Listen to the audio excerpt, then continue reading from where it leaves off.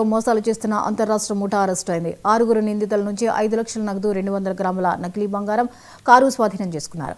ఈ ముఠాలోని మరో 4 నిందితులు పరారీలో ఉన్న డీఎస్పీ రాజశేఖర్ రాజ్ వివరించారు. నిందితులంతా కర్ణాటక రాష్ట్రంలోని కోసిపేట్కు చెందిన వారుగా దర్యాప్తులో తేలింది. తవ్వకాల్లో బంగారు నాణేలు దొరికాయని నమ్మబలికిన కేటుగాళ్లు కొందరిని బురిడి కొట్టించి నకిలీ బంగారం అంటగట్టినట్లు విచారణలో తెలిసింది.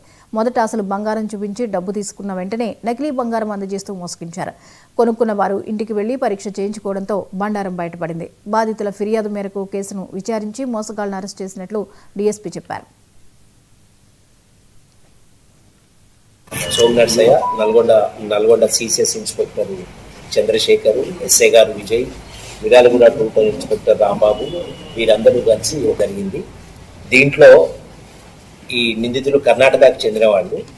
వీళ్ళు కొన్ని టీములుగా ఏర్పడి మంచి పొటెన్షియల్ టౌన్స్లో తిరిగి అక్కడ వాళ్ళ ఫోన్ నెంబర్లు అవి సేకరించి షాప్స్ మీద ఉన్నవి, ఎస్టాబ్లిష్మెంట్స్ మీద ఉన్న ఫోన్ నెంబర్లు తీసుకొని, గతంలో నేను మీ దగ్గర పని చేసిన, మీ దగ్గర డ్రైవర్గా పనిచేసిన, మీ షాప్లో పనిచేసిన, అప్పుడు మీరు నన్ను ఎంతో ఆదరించారు కాబట్టి ఈ అవకాశం మీకే ఇస్తా, మీరు ఈ బంగారం తీసుకోవచ్చు అతి తక్కువ ధరకు అని చెప్పి నమ్మించి మొట్టమొదటగా శాంపిల్గా కొంత బంగారం ఇచ్చి అది వీళ్ళు చూసుకొని టెస్ట్ చేసుకున్నాక ఒరిజినల్ అని తెలిసిన తర్వాత వీళ్ళ దగ్గర నుంచి అటు కర్ణాటకకు పిలిపించి అదేవిధంగా మన స్టేట్లో, ఆంధ్ర స్టేట్లో కూడా కొన్ని ప్లేసెస్కి ఈ బాధితులను రమ్మని అక్కడికి వాళ్ళు మొత్తం క్యాష్ తీసుకొచ్చిన తర్వాత వాళ్ళకి ఇప్పుడు మీరు చూస్తున్నటువంటి నకిలీ కాయిన్స్ అప్పచెప్పేసి, ఒకవేళ వాళ్ళు ఏమన్నా వీటిని మేము చెక్ చేసుకుంటామనే ఆలోచనలో ఉన్నప్పుడు వాళ్ళని తీవ్రంగా టెరిఫై చేసి భయపెట్టి అక్కడి నుంచి వీళ్ళు పారిపోవడం జరుగుతూ ఉంది.